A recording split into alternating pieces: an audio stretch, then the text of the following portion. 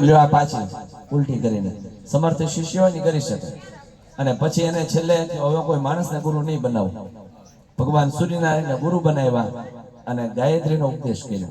ગાયત્રી મંત્રની સાધના દિગ્બલમ ક્ષત્રિય બલમ બ્રહ્મ તેજો બલમ બલમ એકેન બ્રહ્મદંડેન સર્વાસ્ત્રાણી હતા નીચ.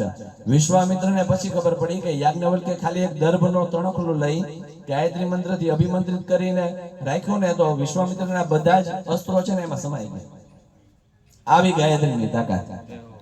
પણ હવે બ્રાહ્મણો કલયુગમાં શ્રાપ છે ને કે બ્રાહ્મણો ગાયત્રી નહીં કરે એટલે બ્રાહ્મણો નથી કરતા. પણ જે બ્રાહ્મણ નિત્ય ગાયત્રીના જપ કરે છે એની બુદ્ધિ પ્રતિભા છે ને એ તેજસ્વી બને, ખીલે.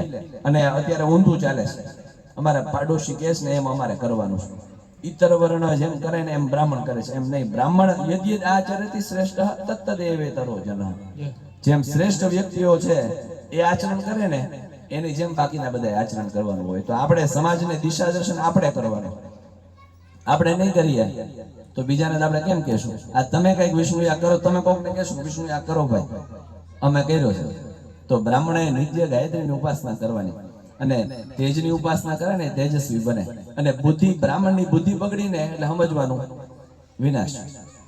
બ્રાહ્મણની બુદ્ધિ સારી રહેવી જોઈએ, નહીતર વિનાશ છે તરત નોતરાઈ જાય, વાર ન લાગે. કેમ કે પ્રતિભા સંપન્ન હોય એ જુદી દિશામાં હાલે, કેમ માસ્ટર હોય એ જુદી દિશા પકડી લે એટલે એ તો જુદી દિશામાં જવાનો છે. એટલે નકારાત્મક ઉર્જા પ્રવેશ ન કરે અને આપણી બુદ્ધિની પ્રતિભા છે તેજસ્વી બને. એ માટે થઈ ભગવાન